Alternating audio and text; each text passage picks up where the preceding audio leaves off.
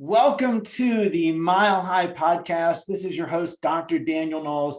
I have to tell you, I am so thrilled that you're with us listening, and I'm so thrilled to be interviewing who is with us at sea level while I'm at mile high altitude, which is where you're going to be in June at Mile High 2022. Make sure you dial in registering for Mile High, and also make sure you dial in hitting subscribe, whatever way you're listening to this podcast or watching this podcast, whether it be iTunes, Stitcher, Spotify. Make sure you never miss any Mile High tick, including Mile High Live in June. It's our 10th anniversary.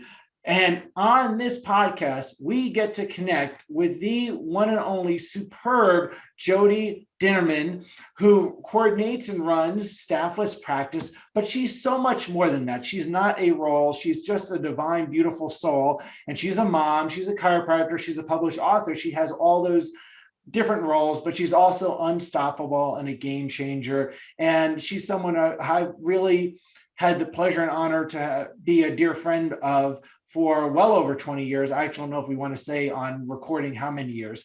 But I love getting to have time with her, and you're going to love this episode of the Mile High Podcast and getting to know Dr. Jodi more. Jodi, thank you so much for joining us. Hi, guys. So, I went to New Beginnings this past weekend, and I was like, this is 30 years since we did the fire walk in New Beginnings. Oh. And I texted my buddy David Potter, who's part of the network community, and I was like, dude, it's been 30 years since we walked on fire at New Beginnings together. And that's where I met Danny, and that's where I met Matthew Godwin, and I don't remember who else was there. Like, you guys pop out. Did you meet David Potter there? No, I was David Potter's CA. Oh, okay, got it. I was working in a health food store when I was like 19, and I was like exploring the healing world. And Jeff Bueno came into my line at the health food store and said, you got to come work for me. There's something special about you. I went and had my first adjustment, which was a very clean, beautiful, crisp network entrainment, which is what you call it now. But at that time, it was a network adjustment, right? And it was the weirdest thing I had ever experienced. I thought it was all very bizarre, but something happened, something changed in me, and I'm still chasing it. I still don't know what it was. But I've been on this path ever since of just chiropractic. It's the love of my life, and that, and my husband and my kids. And I'm so grateful because, Danny and Rochelle, for all of you who don't know, just getting to go through the school experience and like having every ounce of your brain like pushed and pulled at every corner possible, but being able to do it with people like Danny and Rochelle and all of the old school crew that we were with. I mean, I couldn't have done it without you guys. You gave me the focus. Hey, you know what? I just have to, all of that I so love, and I just have to say we're the new school crew. We're not, I'm going to stick with that. But, it was really an honor to be in school with you and see all that you have given and accomplished. And I know so much more is ahead for you. And it's always so great to see you wherever we get to see you. So right now, let's help people get to know you a little bit more, Dr. Jodi Dinnerman. So talk about the journey after school. You leave Sherman College, and for some people, the time of leaving chiropractic school is a lot of growth and a lot of change. It's like you're on this fast moving train that stops, and you have to figure out where you're going to go in the next, what train you're going on next. Talk about that experience. Sure. So I think that there are two kinds of people in the world, right? One is like me and one is like my husband. I'm the kind of person who does things and then I'm like, oh shit, what did I just do? Right? My husband is the kind of person who plans it all out before it gets done, and then he goes into it with a plan in mind. So when I graduated chiropractic school, I didn't look back, and I was like, I flew my doors open the day that I got my piece of paper allowing me to. And that was 22 years ago. And probably the number one pain point of being in practice for me has been around managing staff, because I'm not a manager. In fact, I suck at it. It's just not what I love to. I love to put my hands on people and watch what happens. I love to be in that dance. And I kept feeling like no matter what I threw at it, no matter what I tried to get stick to the practice management piece, having somebody else in the office controlling or coordinating the systems and procedures interrupted that flow. And finally, I was pushed to my limit. And after thousands and thousands of dollars and hours on coaching and training and trying to fit the square peg into the round hole, I said, that's it, I'm not doing it anymore. And I figured out how to really run my practice without staff, with automation at the base of all of it. You guys have to remember that when Danny and I graduated chiropractic school, like the rich people had computers, like there were no computers at my desk. It was all pen to paper. It was all answering machines. I got my first cell phone when I was maybe 2 years in practice. So I had to kind of grow up within the boom, and really ride the wave of it and learn how to implement the different opportunities of cell phones and emails and canned responses and automated templates, and then say, oh man, here's a subluxation that my practice is currently experiencing, and here's a perfect match to that subluxation in automation, so that I could take my main pain point, which is having to manage people in practice, staff in practice, and bring automation to it. So I did that, and I created what's now known as the Staffless Practice Success System. And when spring of 2020 hit and the whole world changed overnight, boom, no more staff coming in the office. Everything needs to be done remotely. I was like, oh my God, I've got this, because I was already doing it. And all my friends started calling, hey, Jode, what's that thing you do with your phone? Hey, Jode, what's that thing you do with marketing? What do you do if a new person's in your office and the phone is ringing and somebody walks in unexpected? And I had systems for all of it. So I saw the need to step up finally and create a school. And that's exactly what I did. Outstanding. And, there are different types of practitioners. By the way, I'll just put a little hint. What you just said about the two types of people, we call that structure and behavior. So you very much said which one you are and which one your husband is, right. in what we call the triad of change: structure, behavior, and perception. So there's a third type also. However, that's a whole nother conversation, which would be a fun one for us to have. Yeah. And right now, I'm curious. Structure, behavior, and perception.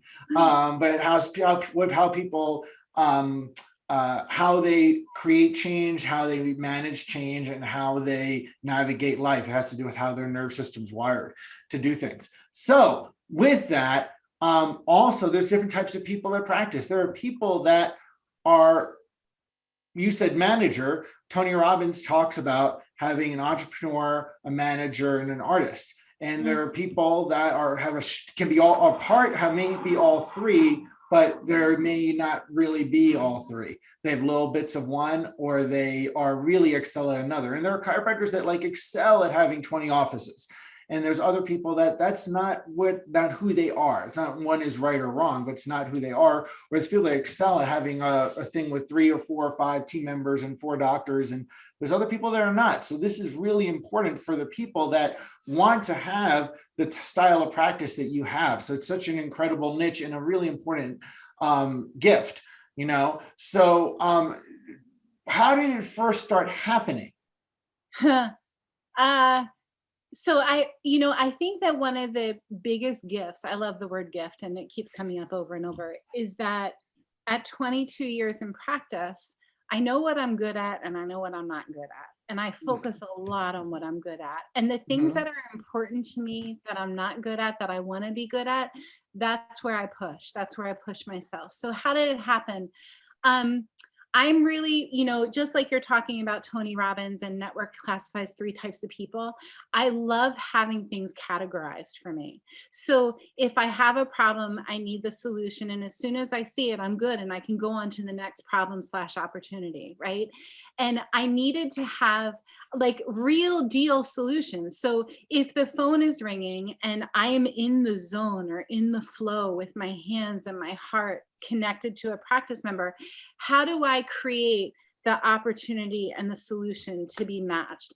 And for me, it was taking what we call the voicemail message funnel system, having a funnel that addresses every type of caller, figuring out what type of callers you have, and taking a system like that for every opportunity my practice faces, whether it's a new person experience or asking for money or appointment reminders or having the right checklist to do each of the things. All of that for me needed to be automated. And then teaching other, especially new doctors. Danny, I think that a big thing is giving people permission to be where they are, right? Right. And like, kudos to you for having 10 practices, whoever has 10 practices, having staff manage all of it, sleeping well at night, running marathons. Like, if that's who you are in the world, kudos to you. But my cut is I want to do a lot in this world. I want to have different streams of income, not just being in practice. I don't want staff in my office because it interrupts my flow. And for people who say, yes, that's me too, these are the systems that work for them. I also have plenty of students in what we call Soup School, which is our online wellness. It's an online finishing school for wellness practitioners. And I have plenty of students who have staff, and they don't want their staff sitting there doing things that aren't the best use of their time. They want their staff only to do, and Danny, you've got this down to a science. Your staff team, when you go to Mile High, for example, you know who the welcome people are because that's what they do. That's who they are. They're welcoming people in the world. You know who's in charge of checking the boxes and taking the money and integrating all of those formalities because that's who they are in the world. They're formality people, right? So taking people who work with you, who work on your team, and giving them the roles that fit who they are in the world. If we're able to do that, of course, I have people who work for me. They work for me virtually and they're good at what they do because that's what they do all day long. But I can't tell you the amount of the numbers of people and the amount of dollars and the amount of time in putting the wrong people in the wrong roles at the wrong times. You guys, like banging my head, ouch, subluxating my spine, getting my nerve system all in a huff, right? Because I wasn't matching the opportunity with the solution. So right. And it's also matching a person with their gifting. And you can grow certain gifting. You may want to start with a staffless office and get that and then bring in a staff as well, because you might want to grow that part of your gifting, but hey, you remember being in my practice and having a staffless practice at that time with no technology in my basement. I took care of you there. So, so we all have a different gifting and different growth paths. So, what are some recommendations that you feel are important for someone who runs an office without a team, or without a team there with them, because they have a team elsewhere? Yeah. So, a couple of things. Know when you need help. Like if you get to a point where you're like, ooh, this is getting a little intense, then know that that's when you need to ask for help. Practice should be the joy-filled part. Practice should be the ease-filled part. Practice, you should go to your office and say, I'm so happy to be here. If anything else is happening, you got to double click, right? So I would say having a healthy perspective on when that goes south. And I can't tell you how many chiropractors are in my world who are subluxated. Being under regular, for me, paid for chiropractic care. I go to my chiropractor and I pay my chiropractor because that's what I need to feel what it's like to be a practice member. I need to feel what it's like to be on somebody's schedule. I need to feel that experience. So self-care, regular anchors and rituals attention, having a workout schedule, eating real clean food. There have been times in my practice where I was 40 pounds overweight smoking cigarettes because that's what I needed to do to survive in that moment, right? And when I don't need those things anymore and those stories and those attachments cleaning my stuff up, right? Cleaning up. Are there people I need to say sorry to? Are there pounds I need to shed? Is there meal planning I need to do for me and my family? Like really having an awareness, taking a deep breath and just saying, where can I be better right now? Where can I serve from a higher place right now? Because in my understanding, it really is all about, where am I serving from in this moment? Arnaud, who is a mentor who, he taught so much to so many of us that graduated Sherman. He used to say, your first adjustment of the day should be just as powerful as your last adjustment of the day. And if your last adjustment of the day is less than your first adjustment of the day, you got to check yourself, right? So having regular slips and checks. And I would say the biggest thing for me is making sure that physically, emotionally, spiritually, I'm doing my work. I'm cleaning up my stuff. I'm walking my walk. Yeah. Absolutely. Absolutely. And that taking care of who you are when you are taking care of others is vital. And many people don't do that. And that affects to what level they can not only be their authentic self, but take care of others for sure. So now, what problems do you help people solve relative to practice? I love that question.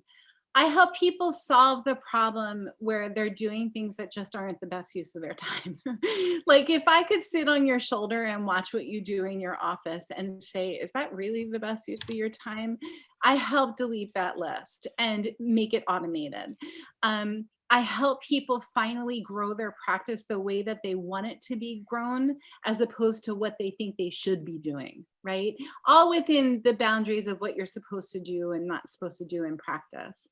I also help people earn more, serve more, and work less, so that you can cluster book and time manage and create systems and procedures that are serving you and the way that you want to be in practice, as opposed to what you think you should be doing. Right? And delineating the shoulds and the, oh wow, this is really what I want. Some of that happens naturally with time and experience, but I always say, I have fallen down and gotten back up. I'm an expert mistake maker and solution creator. I've fallen down, gotten back up, built the calluses and the scabs and the healing. Learn from my mistakes if you can. Otherwise, you're going to have to make them on your own. And why do that if I've already made so many of them for you? When it comes to practicing I want to practice. I want to go to the office. I want to serve a lot of people. I want to leave 10 minutes after my last person leaves. I want everything from the way the lights go into the office to the way the phone is answered to the way the money is handled to be as quick and efficient as possible. That's what I help people create. Excellent. That's phenomenal. And that ends up to more souls on the table. Yes, that's the bottom line. Right. It is always the bottom line. So how can you organize your life consistent with your nature so that you can serve as many souls as possible, impacting as many lives? By the way, that's the same game outside of chiropractic too, right? And how can I serve as many souls in whatever I'm doing? And how do I organize my life so I'm my authentic self while doing that? So kudos to you. And so how can you were writing down something when we were starting. You were writing on a notepad. What were you writing? So, I'm a big proponent of pen to paper, and I was writing register for Mile High, y'all. Y'all have to be at Mile High. Come on now, right? So the first thing is put yourself around the right people. And I gotta say, Danny, I've been to a lot of seminars and trainings, and the feeling that I get at Mile High is true family. That's what it feels like. It feels like I'm with, maybe we do different approaches to chiropractic. Maybe we live in different parts of the world. Maybe we follow different mentorships, but there's something about Mile High and the connections that are made there that keeps me coming back. And that's honestly, that was something I did not anticipate, which is one of the things I love that people like you and our common friend Maddie Lito and others show up for Mile High Ad, which is this. I would think we put top-notch speakers, and we're very cautious about what exhibitors and such that are in alignment, and we put a lot of attention on all those kinds of details. And however, what people tell me over and over again is that they love the people and the community and the vibe, and what you said, the family that people have a connection with, which, you know, is most important. And I'm so grateful that people, especially people as discerning as you, say that in terms of your experience. Yeah, I'm pretty picky. Like, yeah, you know, if you don't know, I think you know this about me, but I really don't like being in groups of people. I get very overwhelmed. I'm an empath. I feel everything. And I know I have my tricks to filter out what I'm feeling, but I have to like leave and come back and leave and come back in order to be around a big group of people. mm-hmm. So I feel like at Mile High, I have to do that less and less. I feel like the field is a lot more comfortable for me to be open. There's also, and this may sound strange, but there are, well, maybe not, right? There are a lot of, I'm comfortable. Physically, I'm comfortable. My room is comfortable. The experience is comfortable. Where I land in the space is comfortable. And it's kind of, it becomes this no-brainer. I was just talking to Lona, and we were going through, yeah, I want to go check this out and I want to do that. And it was, well, of course we're going to be at Mile High. That's not even a question, right? So Danny, you know, you've really created that. And everybody within the circle has created it too. And I am just grateful to be a part of it. And I'm grateful that although my path, tearing up, you know, Donnie, and I think he remembers this, but I don't, you know, on some level, I know that he does. He was my first teacher to give me permission to feel energy outside, energy inside, and to feel the shape shifting of that. And my path has gone to other places within chiropractic and the healing arts in the world. There's no judgment at Mile High about that, which is, I love that so much. It feels so good to me. And you know, that is, it's part of what myself and Rochelle bring and cultivate as the vibe. So that's noticed means quite a bit. How can our community members learn more about you? Yep. So there are a couple of things. The biggest thing is go to stafflesspracticetraining.com. Stafflesspracticetraining.com. You will get access to an hour-long free training that I do that goes over how to double your practice without having to work more or hire staff to manage things. So that's one thing. The second thing is you can go to stafflessbook.com, and my book is on Amazon. We actually have our next book in the makings coming out, much of which was I actually wrote while I was at Mile High. Or just reach out to me at Staffless Practice. You know, remember, this isn't just for people who don't have staff. This is for people who want to learn more about automating their practice systems. My husband says staff-less. Like for staff to do less, for automation to do more. If there are tools that we have at our disposal to automate the experience without being cheesy and losing the personal connection with your clients, which I promise. Here's the thing, Danny, okay? I'm here. My ideal client is a 30-something mom with the time, energy, and resources to do more and give more to her family. That's my jam. That's who I serve. I serve mamas before, during, and after babies, okay? They don't want to call my office to schedule an appointment and tell me all about Johnny's soccer practice. They just want to shoot a really quick text, hey, can I come in at 5? And I want to have a way to catch that text in an automated way with having Jodi splashed all over it, getting back to Sally so that she knows that 5 o'clock works for me, or 6:15 would work better. All of that is here and in the stafflesspracticetraining.com. Well, people need to grab that. And I'm sure you'll also have that available at Mile High too.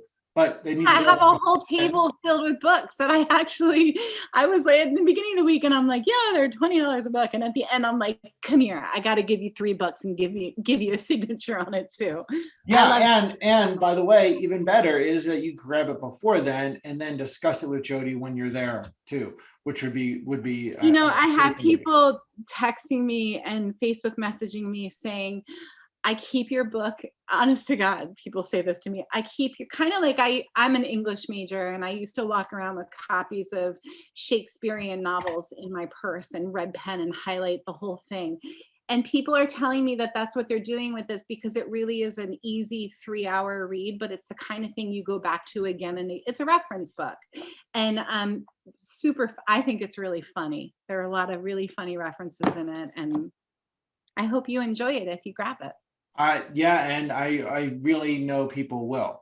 And one of the things that I love about Jodi, and I've known her, as I said, for a long time, being in school together, is really just one, her authenticity.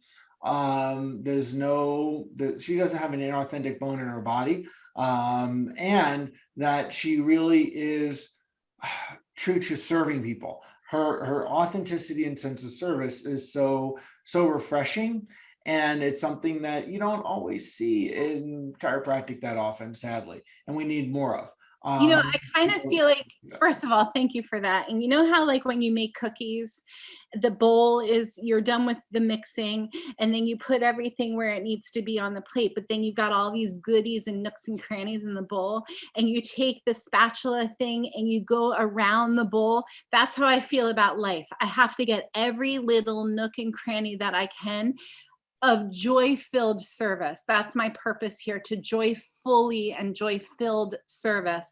And the thing is that I'm broken, right? And where I'm broken is where the cracks of light shine through. So I'm going to shine as much as I can, as hard as I can, as long as I'm here. That's my purpose here. And yeah, I'm going to screw up, and I'm expert mistake maker and solution creator here. So I love it. It's fun. Outstanding.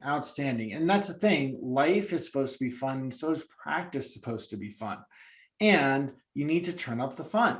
And some people that is more staff. Some people it's not. Okay. And probably even if it is more staff, there's probably more automation that to be needed as well, that people could gain from what they learned. You guys have your staff read this book. Exactly. That's what I'm saying. Right. So what are you looking forward to in 2022? Oh, that's a great question. My second book coming out. Okay. Getting 10 strict pull-ups in a row.